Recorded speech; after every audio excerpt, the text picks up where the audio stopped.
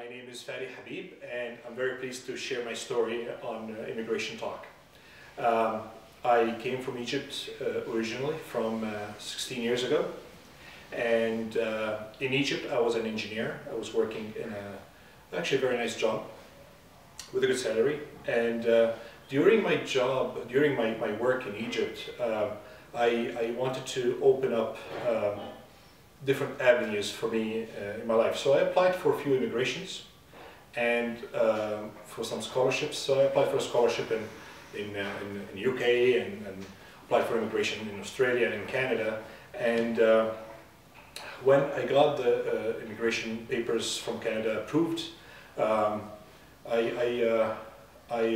wasn't really set up my mind that I will come and immigrate to Canada. But when I did, when I came and landed, I actually loved the country. I loved the place, and I decided to stay. So it was a very kind of very weird way of initiation in Canada. So when I came here, I decided, okay, fine. First thing that I need to do is I need to apply for jobs.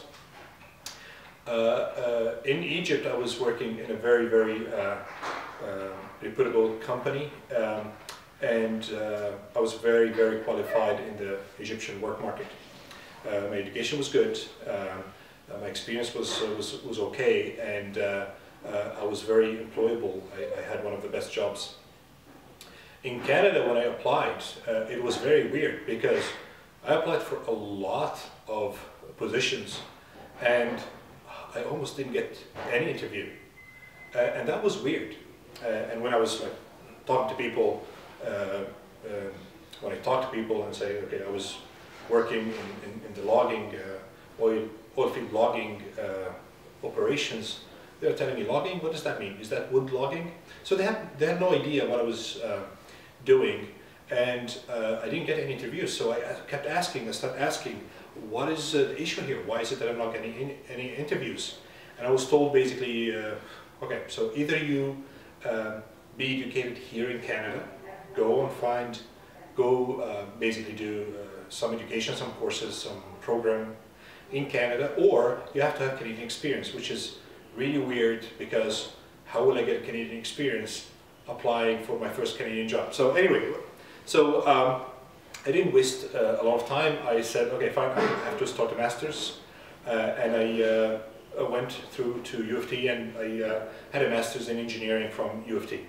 That took 1 year. I chose the master's.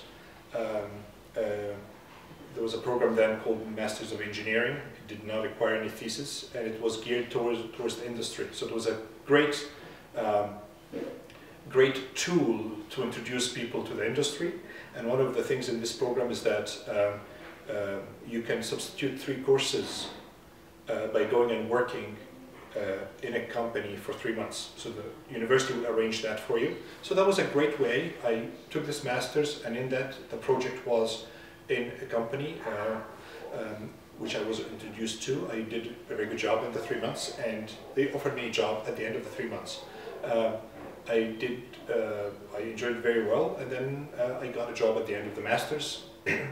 So first thing here is basically, if I want to just put some pointers, is you need to be flexible, and if the rules that you're coming with from your country did not see it working in Canada, you gotta ask and be flexible. You gotta ask what is working here, and you gotta be flexible on what is needed, and you need to jump on it. So if you need to do a master's, go do a master's. If you need to do some volunteer opportunities, go do that. Don't keep on doing the same thing that you're doing. Like if I kept applying for jobs for 3 more years, might have got a job, but again, it was very painful and very not productive. So find out what is missing and go do it. Build your resume, basically. Spent first 10 years in that company. They did a lot of restructuring activities, which is something that I was not used to in Egypt. Life here is very volatile in the work industry, or maybe just because I'm working in manufacturing, but survived a huge amount of restructuring activities. And during that, I'm building my resume, and during that I started the family here. I bought my first house, and then also made new friends. One of the things that is actually that I like to share with you as well is that also I picked up a hobby which has really helped me, which is investing in real estate. So I've seen people here invest in a lot of different things, stocks, markets, but one of the things that I really loved spending time into is investing in real estate, and spent a lot of time trying to understand this because I had no experience before, and turned out very well for me because I invested, did some mistakes, so don't be afraid to make mistakes. Did some mistakes and had a lot of wins as well during the journey. So overall, great journey. It requires a little bit of stamina when you're immigrating, because you're leaving behind a lot of family, folks, friends, way of thinking. But it's the faster you are, you know how it works here, the faster you integrate, the faster you are flexible in dealing with different problems. Getting used to the cold is a major thing. The faster you will integrate very quickly. And a lot of people sometimes get stuck in the way. Sometimes they get stuck, sometimes they stop, they think that that's it, and there's no way I can make a good living or a good life in Canada, and they just stay there all the time. So you can't do that either. You cannot do that either. You have to stand up, you have to see what is it that you need to achieve, and you will get it, because Canada has a lot of opportunities. Canada, for some people, one of my Sri Lankan friends just told me yesterday, if you're just living in Canada, it's as if you won the lottery. So great opportunity in Canada. Sometimes it's not easy in the beginning. I never heard of somebody in the first 3-4 years that had it easy, because there's a lot of transformation you need to go through.